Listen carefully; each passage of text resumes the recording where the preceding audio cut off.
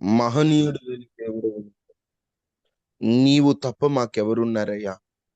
ఈరోజు ఈ ఉదయకాల ప్రార్థనలో ఏ కోణంలో మాతో మాట్లాడాలనుకుంటున్నావో, ఏ రీతిగా మమ్మల్ని పలకరించాలనుకుంటున్నావో మాకైతే తెలియదు గాని, నీవు మాతో మాట్లాడి మమ్మల్ని బలపరచమని. బలహీనతలో బలాన్నిచ్చే దేవుడవు నీవు. ఆదరించే దేవుడవు నీవు. నీ పిల్లల్ని మీరు బలపరిచి, ధైర్యముతో నింపి, ఆదరించి, సహాయము చేయమని, మాతో మాట్లాడమని యేసు శక్తి కలిగిన నామములో అడిగి వేడుకొని ఉన్నాము తండ్రి. ఆమేన్. ఆమేన్. ఆమేన్. దేవునికి స్తోత్రాలు. ఈ ఉదయకాలాన్నే ఈ విధముగా ప్రార్థనలో పాల్గొన్న మీ అందరికీ కూడా ప్రభువైన యేసుక్రీస్తు నామములో ప్రత్యేకమైనటువంటి వందనాలు. దేవుడు మిమ్మల్ని దీవించును గాక. మనందరికీ బాగా పరిచయమైన కీర్తన, మనందరి నోట ఎప్పుడు పలకబడేటువంటి కీర్తన, పరిచయం అక్కరలేని అందరికీ నోటెడ్ అయిన కీర్తన 23వ కీర్తన. ఎన్నోసార్లు ఈ కీర్తన మనం చదువుంటాం. యెహోవా నా కాపరి, నాకు లేమే కలగదు. నా దేవుడే నాకు కాపరిగా ఉంటే నాకిక లేమెలా ఉంటుంది? నా దేవుడు కాపరిగా నన్ను నడిపిస్తే నాకిక బాధేముంటది అని భక్తుడైన దావీదు రాసినటువంటి కీర్తనే ఈ కీర్తన. దేవుడు నా కాపరిగా ఉండి నన్ను నడిపిస్తున్నాడు. నాకు ఏ కొదువ లేదు. పచ్చిక గల చోట్ల నడిపిస్తున్నాడు. పచ్చిక గల చోటు అనగా తృప్తికరమైన జీవితం. నా దేవుడు నా జీవితంలో నాకు తృప్తినిచ్చి, నాకు అవసరమైనవి, నేను తృప్తి చెందేవన్నీ నాకు ఇచ్చాడు. శాంతికరమైన జలముల యొద్ద అంటే ప్రశాంతత, తృప్తినిచ్చాడు, ప్రశాంతతనిచ్చాడు. నా ప్రాణమునకు సేద తీర్చుచున్నాడు అంటే నా జీవితంలో నాకు ప్రశాంతతతో పాటు ఆనందాన్ని ఇచ్చి, ప్రశాంతకరమైన ఆనందాన్ని దేవుడు నాకు ఇచ్చాడు. నీతి మార్గములో నన్ను నడిపించాడు అని దేవుని నడిపింపుని చక్కగా వివరిస్తూ పచ్చిక గల చోటు అన్నాడు, శాంతికరమైన జనములు అన్నాడు, నీతి మార్గములు అన్నాడు. ఇంతవరకు బాగానే ఉంది. కీర్తనలు 23:4 అంటాడు, గాఢాంధకారపు లోయలో అన్నాడు. పచ్చిక గల చోటు బాగానే ఉంది, శాంతికరమైన జలములు బాగానే ఉంది. గాఢాంధకారం ఏంటి? దేవుడు నడిపించేటువంటి ఆ మార్గములో ఒక లెక్క ప్రకారంగా గాఢాంధకారం రాకూడదని మనం అనుకుంటాం కదా. దేవుడే నాతో ఉంటే, దేవుడే నా పక్షమునుంటే అసలు ఈ గాఢాంధకారం ఎందుకు వచ్చింది? గాఢాంధకారం అంటే వెలుగుకి అవకాశం లేని చీకటితో నిండిపోయి కనీసం మనము ఎక్కడున్నామో కూడా అర్థం కానంత చీకటి, మనం వేసే అడుగులు కూడా అర్థం కానంత అంధకారములోకి దేవుడు నన్ను ఎందుకు నడిపించాడు? కొంతమంది జీవితంలో ఉన్నటువంటి ప్రశ్న, దేవుడే నాకు తోడుగా ఉంటే ఎందుకు ఈ సమస్యలు? దేవుడే మమ్మల్ని నడిపిస్తే మాకెందుకు ఈ ఇబ్బందులు? దేవుడే మా పక్షమునుంటే మాకెందుకు ఈ గాఢాంధకారం వచ్చింది అని ఒక్కొక్కసారి కృంగిపోతాం, కలవరపడిపోతుంటాం, విశ్వాసంలో బలహీన పడిపోతుంటాం. కానీ భక్తుడు జీవితంలో గాఢాంధకారపు లోయలో నేను సంచరించాను, కానీ నేను ఏ అపాయమునకు భయపడను. భయపడను. నేను భయపడనండి. నడిపించే దేవుడు పచ్చిక గల చోట్ల నడిపించినప్పుడు ఎంత నమ్మకంతో ఉన్నానో, గాఢాంధకారపు లోయలో సంచరించిన అపాయాలన్నీ దరిన చేరినట్లు అనిపిస్తున్నా నేను భయపడను. నేను భయపడను. భయమా నాకా అన్నట్లు. నేనా భయపడేది? నేను భయపడను. ఎందుకంటే నన్ను నడిపించే దేవుడు నాతో ఉన్నాడు. నేనిక భయపడవలసినటువంటి పని లేదు. ధైర్యంగా అడుగులు వేయడమే నా పని అంటున్నాడు. ఎందుకంటే ఇప్పుడు ఒక్కొక్కసారి మనం జర్నీస్ చేస్తున్నప్పుడు బస్సులో వెళ్తున్నాం అనుకోండి, ప్రశాంతంగా పడుకుంటాం. ఇప్పుడంటే కాస్త యాక్సిడెంట్‌లకు భయపడుతున్నాం గానీ, అంతకు ముందు వరకు బస్ ఎక్కామంటే పడుకోవడమో, ఫోను చూసుకోవడమో, ఆలోచిస్తూ కూర్చుంటాం. ఎటు పోతుందా బస్సు, ఎటు పోతుందా అని ప్రతిసారి ఆ పోయే మార్గం వైపు చూడం. ఎందుకంటే డ్రైవర్ మీద ఉన్న నమ్మకం. నేను ఆయన బస్సు ఎక్కాను, ఆయన నా గమ్యానికి నడిపిస్తాడని. ఈ లోకంలో బస్సు డ్రైవర్ మీద అంత నమ్మకం ఉంటే, నీ జీవిత డ్రైవర్ నిన్ను నడిపించగలిగినటువంటి ఆ నాయకుడు, నావికుడు నీవు చేరవలసిన గమ్యానికి నిన్ను నడిపిస్తాడు. భయపడొద్దు. గాఢంధకారపు లోయలు నీ జీవితంలో సంచరించిన నువ్వేం అపాయమునకు భయపడవలసిన పని లేదు. మనం భయపడకుండా అడుగులు ముందుకేయాలి. భయపడొద్దు అనుకుంటున్నాం కానీ ఏదో ఒక భయం మనల్ని వేధిస్తూ, ఏదో ఒక భయం మనల్ని కలవరపెడుతూ, ఏదో ఒక భయం మానసికంగా మనల్ని కృంగదీస్తూ ఉంటదండి. మనిషికి భయం భయం భయం భయం. పొడుగ్గా ఉన్నోడికి పొడుగ్గా ఉన్నానన్న భయం, పొట్టిగా ఉన్నోళ్ళకి పొట్టిగా ఉన్నారని భయం, తెల్లగా ఉన్నారనుకోండి పిల్లలు, అమ్మో నా పిల్లలకు శోధనలు ఎక్కువవుతాయేమోనన్న భయం, నల్లగా ఉన్నారంటే పెళ్లి కాదేమోనన్న భయం, ఆరోగ్యంగా ఉన్నారనుకోండి, అమ్మో ఆరోగ్యంగా ఉన్నాను ఎప్పుడేమైద్దోనేమోనని భయం, అనారోగ్యంతో ఉన్నామనుకోండి, అనారోగ్యంతో ఏమన్నా అయితే పరిస్థితి ఏంటన్న భయం. ఏదో ఒక భయం మనల్ని పట్టి పీడిస్తూ ఉంటది. వాస్తవంగా దేవుని పిల్లలు భయపడకూడదు. భయం అనేది పాపము ద్వారా ఆరంభమైంది. ఆదికాండములో ఎప్పుడైతే అబ్రాము కొన్ని సందర్భాల్లో భయపడినప్పుడు, అబ్రాము కంటే ముందుగా ఆదాము భయపడినప్పుడు, ఆదాముతో మాట్లాడుతూ, ఆదామా నువ్వెందుకు నా స్వరం విని దాక్కున్నావు అన్నప్పుడు, నేను భయపడ్డాను. ఎందుకు భయపడ్డావంటే పాపము ద్వారా భయం వచ్చింది. అదే భయం అబ్రాం భయపడ్డాడు ఒక సందర్భం. అదే భయం మరొకరు భయపడ్డారు. అదే భయం ఇంకొకరు. ఆ భయం అనేది అక్కడి నుండి ఆరంభమైంది. అక్కడ నుండి ఆరంభమైంది. ఈరోజు మన జీవితంలో మనం భయపడవలసిన పని లేదు. తెగించి అడుగులు ముందుకు వేసేటువంటి కాలం వచ్చింది. ఈరోజు కొన్నిటికి భయపడి నీ అడుగులు వెనక్కి వేస్తూ ఉన్నాం. కొన్నిటికి భయపడి ముందుకెళ్ళలేని పరిస్థితిలో ఉన్నాం. తెగించే సమయం దగ్గర పడింది. ఎందుకంటే ప్రభు రాకడ అతి సమీపంగా ఉంది. భయపడుతూ కూర్చునే రోజులు కాదు, గాఢంధకారమైన తెగించి అడుగులు ముందుకు వేసే రోజుల్లో ఉన్నాం. మన జీవితంలో ఓ 3 విషయాల్లో మనం తెగించాలని ఓ 3 భక్తులను మీకు చూపిస్తూ, భయపడకుండా ఎలా తెగించాలి. వాస్తవంగా చెప్పాలంటే శాంతికరమైన జనముల యొద్ద దేవుడు నడిపించేటప్పుడు ధైర్యంగానే అడుగులు వేయొచ్చు. అక్కడ టెన్షన్ పడాల్సిన అవసరం లేదు. గాఢాంధకారపు లోయలలో సంచరించినప్పుడు తెగించి ముందుకు వెళ్ళలేం. ఎందుకంటే అడుగులు వేయడానికి భయం. ఏం కనిపిస్తుంది అడుగులు వేయటానికి? వెలుతురు చక్కగా కనిపిస్తుంటే కనిపించే దారిలో వెళుతూ అడుగులు వేయొచ్చు. కానీ గాఢాంధకారం అంటేనే చీకటి. అంధకారంలో అడుగులు వేలాయేస్తూ ఎటు వెళ్తున్నావు తెలియదు. నువ్వు ఎక్కడుందో తెలియదు, గొయ్యి ఎక్కడుందో తెలియదు, ఎక్కడ మంచిగా ఉందో నేలో తెలియదు, ఎక్కడ గుంటలు ఉన్నాయో తెలియదు. కానీ అడుగులు వేయాలి, వెళ్ళిపోవాలి. ఇక్కడ ఈయన అంటాడు, గాఢాంధకారపు లోయలలో నేను సంచరించిన భయపడను, తెగించి ముందుకు అడుగులేస్తా. ఎందుకంటే దేవుడే నాకు తోడై ఉన్నాడు. ఆయన దుడుకర నాతో ఉంది, ఆయన దండం నాతో ఉంది. నేను గాఢాంధకారపు లోయలో కూడా భయపడను. నా శత్రువులు ఎదుట నాకు భోజనం పెట్టే దేవుడు నా దేవుడు. నూనెతో నన్ను అభిషేకించే దేవుడు. రెండంతల ఆశీర్వాదం గిన్నె నిండి పొంగి పొరల చేసే దేవుడు. కృపాక్షేమములు నాతో ఉంచే దేవుడు. నేను భయపడనండి, తెగించి అడుగులు ముందుకేస్తానండి అని భక్తుడు అన్నట్లు తెగించి మనం అడుగులు ముందుకు వేయాలి. ఏ విషయంలో మనం తెగించాలి? ఒకసారి మీరు పరిశీలిస్తే యేసుక్రీస్తు ప్రభు గురించి 4 సువార్తల్లో 4 భక్తులు వివరించారు. మత్తయి సువార్త, మార్కు, లూకా, యోహాను. ఈ 4 యేసుక్రీస్తు ప్రభు జీవితంలో జరిగినటువంటి సంఘటనలు వారు వివరిస్తూ వచ్చారు. యేసుక్రీస్తు ప్రభు జీవితంలో జరిగినటువంటి సంఘటనలన్నీ. ఒక భక్తుడు వివరించిన సంఘటన మరొక భక్తుడు వివరించలేదు. ఒక భక్తుడు ఒక 5-6 వచనాలు వివరిస్తే మరొక భక్తుడు 1-2 వచనాలతో వివరించినట్లు ఉంటది. అంటే నలుగురు కొన్ని సందర్భాలను నలుగురు చెప్పిన సందర్భాలు చాలా తక్కువగా ఉంటాయి, 1, 2 మాత్రమే.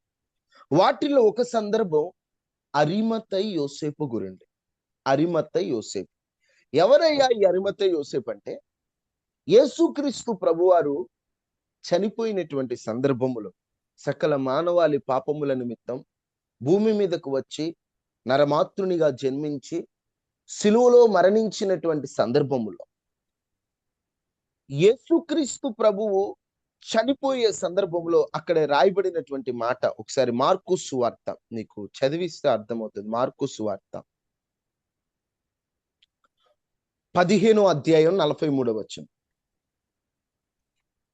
మార్కు సువార్త 15:43. గనుక సాయంకాలం అయినప్పుడు అరిమతయ యోసేపు తెగించి, నోట్ చేసుకోవాలి ఏంటంట, తెగించి పిలాతునొద్దకు వెళ్ళి యేసు దేహము తనకిమ్మని అడిగెను. అతడు ఘనత వహించిన ఒక సభ్యుడై దేవుని రాజ్యము కొరకు ఎదురు చూచువాడు.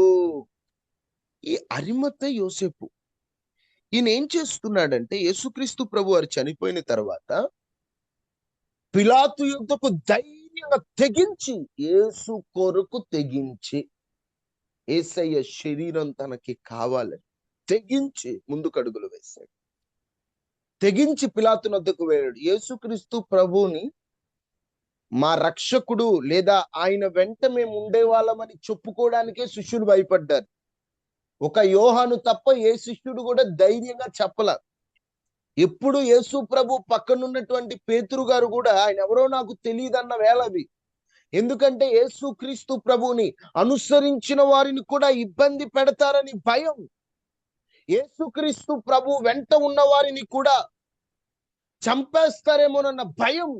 యేసు కొరకు నిలబడేవారు తక్కువగా ఉన్న కాలం అది. యేసుక్రీస్తు ప్రభు చనిపోయిన తర్వాత ఆయన బాడీని తీసుకెళ్ళడానికి కూడా ఎవరు ముందుకు రానటువంటి ఆ సమయములో అరిమతై యోసేపు అని ఒక ఆయన వచ్చాడు. యేసుక్రీస్తు శరీరం నాకు కావాలన్నాడు. ఎలా అడిగాడంటే తెగించి అడిగాడు. యేసు కొరకై తెగించాడు. ఎక్కడ పెట్టాడో తెలుసా అండి? యేసుక్రీస్తు ప్రభువుని ఆయన బాడీని ఈయన ఎక్కడ పెట్టాడంటే, ఈయన కొరకు తవ్వించుకున్నటువంటి ఆనాటి కాలములో వాళ్ళు చనిపోయిన తర్వాత వారిని పెట్టడానికి కొన్ని సమాధులు, తోటలు వీళ్ళ కోసం వీళ్ళు రెడీ చేసుకునేటువంటి వారు. అలాంటి ఈయన కొరకు రెడీ చేసుకున్నటువంటి ఆ సమాధుల తోటలో, ఆ పెట్టెలో ఈయనది వాస్తవంగా ఈయన కొనుక్కుంది. ఈయన కోసం, ఈయన చచ్చిపోతే పెట్టడానికి ఈయన కోసం కొనుక్కుంది. యేసుక్రీస్తు ప్రభు వారి కోసం ఈయన తెగించి చేశాడు అంతే. యేసుక్రీస్తు ప్రభు బాడీని తీసుకెళ్ళి అక్కడ పెట్టారు. తెగించి యేసు కొరకు తెగించాడు. తెగించి ఆయన స్థలములో, ఆయన కొనుక్కున్నటువంటి ప్రదేశంలో యేసుక్రీస్తు ప్రభు శరీరం పెట్టారు. 3వ రోజున ప్రభు పునరుద్ధానుడై మరణాన్ని గెలిచి, మరణపు ముళ్ళును విరిచి ఆయన గెలిచి చూపించాడు. ఇప్పటికీ నీకున్న ఆశ ఏంటి అని ఎవరినన్నా క్రైస్తవుని అడిగితే చెప్పే ఆశ, ఒక్కసారైనా ఇజ్రాయిల్ దేశానికి వెళ్ళాలి. ఎక్కడికి వెళ్ళాలనుకుంటున్నావు? యేసు ప్రభు సమాధి ఖాళీగా ఉందంట. ఆ ఖాళీగా ఉన్న సమాధి నేను చూడాలి. యేసుక్రీస్తు సమాధి దగ్గరికి నేను వెళ్ళాలనే ఆశ చాలా మందికి ఉంది. అరిమతై యోసేపు కొన్నది, ఆయన తెగించి యేసు ప్రభు కొరకు ఇచ్చినది. ఈ రోజుకి ప్రపంచానికి బిలియనర్స్, డబ్బులున్న వారు, వేల కోట్ల ప్రజలు అక్కడికి వెళ్ళి ఆ స్థలాన్ని దర్శించి వస్తున్నారండి. అరిమతై యోసేపు స్థలం ఈరోజు పుణ్యక్షేత్రంగా మారిపోయింది. అరిమతై యోసేపు స్థలం ఎంతో మంది దర్శించే దర్శన స్థలంగా మారిపోయింది. అంత విలువ వచ్చేసింది ఆయన కొనుక్కున్న ఆయన స్థలానికి. కారణం యేసు ప్రభు కొరకు తెగించాడు. ఈరోజు యేసు ప్రభు కొరకు తెగిస్తున్నావా నువ్వేమైనా? ఆయన ఆయన శరీరం కొరకు తెగించాడు. నువ్వు ఆయన కోసం, యేసుక్రీస్తు కొరకు బ్రతకడానికి ఏమైనా తెగిస్తున్నావా? అన్నా నేను యేసు కొరకు బ్రతుకుతానన్నా, నా జీవితం అంతా యేసు కోసం అని నువ్వు చెప్పగలవా?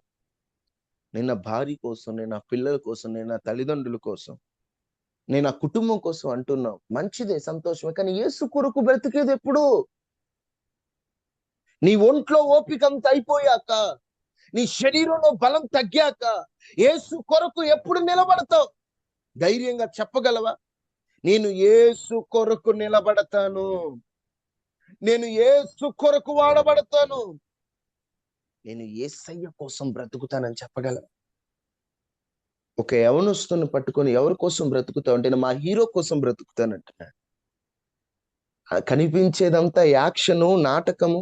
వారు చేసే ఫైట్లు నిజమైనవి కాదు, వారు చేసే మంచి నిజమైనది కాదు. అలాంటి నటించే నటించే నటికుల కొరకు అంతమంది తెగించి నిలబడుతుంటే యేసు కోసం నిలబడవా? ఈ రోజుల్లో యేసు కోసం నిలబడడం కష్టం. క్రైస్తవులంటే చంపేస్తానంటున్నారు, క్రైస్తవులంటే ఉద్యోగాలు తీసేస్తామంటున్నారు, క్రైస్తవులంటే ఇబ్బంది పెట్టేస్తున్నారు, క్రైస్తవులంటే చులకనగా చూస్తున్నారు, క్రైస్తవులంటే ఎగతాళి చేస్తున్నారు, క్రైస్తవులంటే నవ్వుల పాలుగా మాట్లాడుతున్నారు. ఇలాంటి రోజుల్లో యేసు కొరకు నిలబడేటువంటి తెగింపు నీకుందా? ధైర్యంగా అడుగులు వేయగలవను? నేను క్రైస్తవుణ్ణి, నేను క్రైస్తవురాలని ధైర్యంగా నువ్వు చెప్పగలవా? చాలా మంది అంటారు, మీరు మతం మారారు. మతం ఎవరండి మతం మారి? మతం ఎవరు మారి? మనసు మారిందండి. ఒకప్పుడు పనికి మాలిన చూపు ఇప్పుడు మంచి చూపు, ఒకప్పుడు వ్యర్థమైన ఆలోచనలు ఇప్పుడు మేలుకరమైన ఆలోచనలు, ఒకప్పుడు ఇతరులని శిక్షించాలి, ఇతరులకు అన్యాయం జరగాలని కోరుకునే మనసు ఇప్పుడు నలుగురు బాగుండాలని, వారు క్రైస్తవులైన, వారు అన్యులైన, వారు మహమ్మదీయులైన, వారు హిందువులైన, వారు బుద్ధిస్టులైన అందరూ బాగుండాలని వారి కొరకు మోకరించి అందరి బాగు కోరేవాడండి క్రైస్తవుడు. ఓ క్రైస్తవుడు అంటే క్రైస్తవుల కోసమే ప్రార్థన చేసేవాడు కాదు, నా దేశం బాగుండాలని ప్రార్థన చేసేవాడు, నా అధికారులు బాగుండాలని ప్రార్థన చేసేటువంటి వాడు, నా కుటుంబం, నా ఇరుగు పొరుగు బాగుండాలని ప్రార్థన చేసేవాడండి క్రైస్తవుడు. ఈ క్రైస్తవుడు అంటే ఈరోజు చులకన అయిపోయింది. ఈ రోజులో క్రైస్తవులు అంటే ఎగతాళి, ట్రోలింగ్. ఫోన్ ఆన్ చేస్తే చాలు ఎవరో కొందరు అబద్ధికులు, వారు మాట్లాడిన మాటలు, వారు చెప్పిన అబద్ధ సాక్ష్యాలన్నీ కామెడీలు అవుతున్నాయి. క్రైస్తవుడని చెప్పుకోవడానికి సిగ్గుపడుతున్న రోజులు. ఎవరో పాస్టర్ గారు ఏదో చేశారని నువ్వు సిగ్గుపడుతున్నావేమో, కానీ నీ దేవుడు సజీవుడు, నువ్వు సిగ్గుపడాల్సిన పనిలే. నీ దేవుడు ఇలాంటి పనికి మాలినవి ఎక్కడ ఆయన ప్రోత్సహించలా. ఆయన పరిశుద్ధుడు, ఆయనలో పాపము లేదు, ఆయన గొప్ప దేవుడు. యేసు కొరకు బ్రతకడానికి తెగిస్తావా? నీ ఇంట్లో నీకు అవమానమేమో. ఈరోజు క్రైస్తవులంటే ఒక అవమానం. ఫంక్షన్లకు పిలవరు కొంతమంది.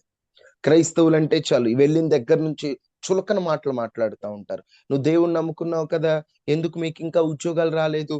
మీరు దేవుణ్ణి నమ్ముకున్నారు కదా, ఏం కష్టాలు తీరలేదు? మీ దేవుడు ఏదైనా చేస్తాడంట కదా, మీ కష్టాలు ఎందుకు తీరలేదు?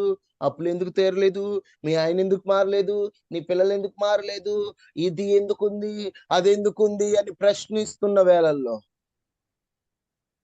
కీర్తనాకారుడు అన్నట్టు, నీ దేవుడు ఏమాయనని జనులు నాతో పలికినప్పుడు రాత్రంతయు కన్నీరు అన్నపానములైంది అన్నట్లుగా జనుములందరూ పలుకుతున్న మాటలు బట్టి కృంగిపోయే పరిస్థితులు ఎదురవుతున్నాయి. ఇలాంటి సమయంలో తెగిచ్చి నిలబడతావా? నా దేవుడు ప్రస్తుతం కార్యం చేయలేదేమో, నా దేవుడు ఏదైనా చేయగలడు, ఆయన చేస్తాడు. ఆయన చేయకపోయినను నేను ఆయనను విడువను అని తెగిచ్చి చెప్పగలవా?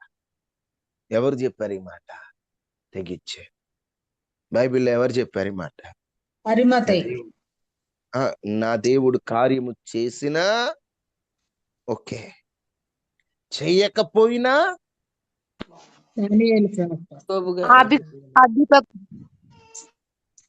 శద్రక్ మేషక్ అబేద్నెగో ఏమంటున్నారు? నా దేవుడు అగ్నిగుండములోని విడిపించుటకు సమర్థుడు, విడిపించకపోయినా మేము ప్రతిమకు సాగిల పడమండి. మేము తెగించి దేవుని కోసం నిలబడతామండి. బ్రతుకుట క్రీస్తే, చావైతే లాభమని నిబంధన చేసుకున్న నిబంధన జనులం మేము అనే ఒక తీర్మానం నీకుందా? తెగింపు ఉందా? తెగించాలి. ఎందుకంటే యేసు కొరకు తెగింపు. ఈ రోజున క్రైస్తవులను చెప్పుకునే పరిస్థితులు లేనప్పటికీ నేను నిలబడతా దేవుని కోసం, నేను వాడబడతా దేవుని కొరకు, నేను దేవుని పని చేయడానికి సిద్ధమండి అని తెగించి యేసు కొరకు నిలబడేటువంటి వారు కావాలి. వారిలో నీవు ఉండాలి. 2, యేసు కొరకు తెగించి భయపడకుండా నిలబడాలి. ఏమైనా పర్లా, ఏం పోయినా పర్లా, యేసు కొరకు తెగించి నిలబడతాం. రెండవది మత్తయి సువార్త 14వ అధ్యాయం 28వ వచనం. మత్తయి సువార్త 14వ అధ్యాయం 28వ వచనం. పేతురు, ప్రభువా నీవే నీళ్ళ మీద నడిచి నీ యొద్దకు వచ్చుటకు నాకు సెలవిమ్మని ఆయనతో అని సెలవిమ్మని ఆయనతో నేను ఆయన రమ్మనగానే ప్రభు నీటి మీద నడుచుకుంటూ వస్తున్నాడు. వెంటనే శిష్యులు తొందరపడి, అమ్మో భూతం భూతం భూతం, ఎవరో నీటి మీద నడుస్తున్నారంటే వెంటనే యేసయ్య ధైర్యం తెచ్చుకోండి, నేనే. ఎందుకు భయపడుతున్నారు ఎందుకు మీరు అంటే, అందరూ భయపడుతున్న సమయం పేతురు, ప్రభువా నీవే అయితే నేను తెగించి నీళ్ళ మీద నీలాగా నువ్వు ఎలా నడుస్తున్నావో నేను నీ వలే నడుద్దాం అనుకుంటున్నానయ్యా. నీ వలే నడవడానికి నేను ముందుకు వస్తున్నానయ్యా, నడుస్తానయ్యా, నీళ్ళ మీద నడుస్తానయ్యా. అప్పుడు వెంటనే రా లే రమ్మనగానే పేతురు దోణి దిగి పక్కనున్న శిష్యులు, నువ్వు నీటి మీద నడుస్తావా? ఆయనంటే దేవుడు, ఆయనంటే రక్షకుడు, యేసుక్రీస్తు ప్రభు అంటే అన్ని చేయగలిగిన వాడు రా, నువ్వెలా నడుస్తావు? నీ వల్ల కాదు, నువ్వు వెనకరా అని అనుంటారేమో. రమ్మనగానే పేతురు దోణి వెంటనే దిగి యేసు నొద్దకు వెళ్ళుటకు, నీళ్ల మీద యేసు వలె నడవటానికి అడుగులు వేస్తున్నాడు. వెంటనే పెద్ద గాలి వచ్చింది. గాలిని చూచి భయపడి మునిగిపోతున్నాడు. ప్రభువా రక్షించు, నడవాలని ఆస్తుంది కానీ గాలి ప్రభావంతో మునిగిపోతున్నానయ్యా, నడవలేక మునిగిపోతున్నానయ్యా, నన్ను రక్షించు అని కేకలు వేస్తుంటే, రేయ్ నడవటం చేతకట్లేదు నీకు, వేస్ట్ ఫెలో అనలా దేవుడు. వెంటనే కేకలు వేసిన వెంటనే దాటిపోని దేవుడు చెయ్యి చపతను పట్టుకొని, అల్ప విశ్వాసి నువ్వెందుకు సందేహపడుతున్నావు అని అతనితో చెప్పి అతను నడిచాడట. గాలి అణిగిపోయిందట. దోణిలోనున్న వారందరూ వచ్చి నువ్వు నిజంగా దేవుని కుమారుడు అని. అప్పటి వరకు పేతురు నడవడానికి ప్రయత్నించినప్పుడు ఎగతాళి చేశారు. వారందరూ ఎగతాళిగా మాట్లాడుంటారు. పేతురు నడిచిన తర్వాత, దేవుడు పేతురుని లేపిన తర్వాత నవ్విన నోరే ఆశ్చర్యపోయేటట్లుగా, నవ్విన నోరే నీవు దేవుని కుమారుడు అని ఘనపరుచున్నట్లుగా దేవుడు అక్కడ కార్యం చేశారు. ఇప్పుడు దేనికి తెగించాలో తెలుసా? యేసు వలె నడుచుటకు తెగించాలి. యేసు కొరకు బ్రతకటానికి తెగించాలి. ధైర్యంగా భయపడకుండా నేను యేసు కోసం బ్రతుకుతానని. 2, యేసు వలె నేను నడుస్తాను. యేసు కోసం బ్రతకడం వేరు, యేసు వలె బ్రతకడం వేరు. యేసు వలె అంటే యేసయ్యలాగానే, యేసయ్య ఎలా నడవడం అంటే ప్రవర్తన. యేసయ్య ప్రవర్తన ఎలా ఉందో అలాంటి ప్రవర్తనకే మనం అడుగులు ముందుకేయాలి. ఒక్కొక్క సందర్భంలో అనిపిస్తూ ఉంటది, నేను యేసయ్యలాగా నడవలేనండి, అమ్మో నేను పరిశుద్ధంగా బ్రతుకుదాం, బాప్తీసం తీసుకుందాం, రక్షణలో నిలబడదాం అనుకున్నాను, కానీ నేను నిలబడలేకపోతున్నానండి, కానీ నా వల్ల కావట్లేదండి, బలహీన పడిపోతున్నాను, కృంగిపోతున్నాను, అధైర్యపడుతున్నాను, అమ్మో నేను నిలబడలేను, నేను ఆయనలాగా నడవలేనండి, నేను వల్ల కాదు. 2 రోజులు బాగుంటే 3 రోజు పడిపోతున్నాను, 4 రోజులు బాగుంటే 5వ రోజు పడిపోతున్నా, నేను నడవలేను, నా వల్ల కాదండి. ప్రార్థనకు వచ్చినప్పుడు బాగుంటుంది, మళ్ళా సినిమాలు చూడాలనిపిస్తుంది, బూతులు మాట్లాడేస్తున్నాను, చేయడానికి కార్యాలు చేయబోతున్నాను అని అనుకుంటున్నా. ఒక్కసారి తెగిచ్చి ముందుకే అడుగులు ముందుకే తెగిచ్చే, నేను యేసు వలె నడుస్తాను. గాలిని చూడొద్దు. గాలిగాడు ఎవరు? గాలిలో తిరుగుతుంది ఎవరు? అపవాది. వాడు ఎక్కడున్నాడంటే ఆకాశానికి భూమికి మధ్యలో గాలిలో ఉన్నాడు. గాలోడాడు. ఆ గాలోడు ఏం చేస్తాడంటే నిన్ను పడేయటానికి భయపడుతుంటాడు. నువ్వు గాలిని చూసి అపవాదిని చూసి భయపడద్దు. నేను యేసు వలె నడుస్తాను, యేసు వలె మాట్లాడతాను, యేసు వలె పరిశుద్ధంగా బ్రతుకుతాను, యేసు వలె నేను జీవిస్తాను, యేసయ్యలాగా నేను బ్రతుకుతానని తెగిస్తావా భయపడకుండా? వాళ్ళ కాదండి. ఎవరు ఉంటారండి అంత నీతిగా? ఎవరు ఉంటారండి అంత పరిశుద్ధంగా? నేను ఉండలేనండో అనుకోకండి. దేవుడు మీకు సాయం చేస్తాడు. నువ్వు ఒకవేళ పొరపాటున ఎప్పుడన్నా ఉండలేక సాతాను అలజడిలో నువ్వు పడిపోయావంటే, సాతాను మాయలో పడిపోయావంటే, చెయ్యి అందించి నిన్ను పైకి లేపుతాడు ఆయన. క్రీస్తులో చెయ్యి అందించి పైకి లేపుతాడు. ఆయన్ని చెయ్యి అందిస్తే ఆ చెయ్యి పట్టుకోవడానికి నువ్వు సిద్ధంగా ఉండు. చెయ్యి అందిస్తాను. నువ్వు ఇప్పుడు యేసయ్యలాగా నువ్వు బ్రతకాలని, యేసయ్యలాగా నడవాలని నువ్వు తీర్మానం చేసుకొని ముందుకు అడుగులు వేసి, అమ్మో నేను ఉండలేనండి, ఇంత పరిశుద్ధంగా నా వల్ల కాదండి, ఇంత యోగ్యంగా నేను ఉండలేనండి అని ఒక్కోసారి నీకు అనిపిస్తా ఉంటది. కానీ నువ్వేం చేయాలంటే, ఉండలేను, యేసయ్య నేను ఉండాలయ్యా, యేసయ్య నేను నీలాగా బ్రతకాలయ్యా, యేసయ్య నేను నీలాగా బ్రతకాలయ్యా, యేసయ్య నేను నీలాగా బ్రతకాలయ్యా, యేసయ్య నేను నీలాగా నడవాలయ్యా ఒక ఆశతో నువ్వు అడుగులు వేయి. నలుగురు నవ్వుతారే, నువ్వు అంత పరిశుద్ధంగా ఉండగలవా? లేదు, నా వల్ల అయితే కాదు. నన్ను నడిపించే నా నాయకుడు ఉన్నాడు. నేను తెగించి ముందుకు అడుగులు వేస్తాను. ఇంకంతే, ముందుకు అడుగులు యేసయ్య కొరకు తెగించాలి.